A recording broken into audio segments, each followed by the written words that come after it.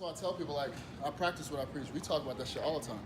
I practice what I preach, man. Like, I want people to work out. That helps you get all the angst out. That helps you get all the shit that you would say to somebody in a fit of rage. You can get that shit out in the workout. You won't have to worry about that. And in the process, you're getting your body better. Dude, if I don't get at least an hour to 2 hours a day working out, there's a possibility I'm gonna put a hole in something with this. Like, it's just what it is. Give me a wall, a face, whatever.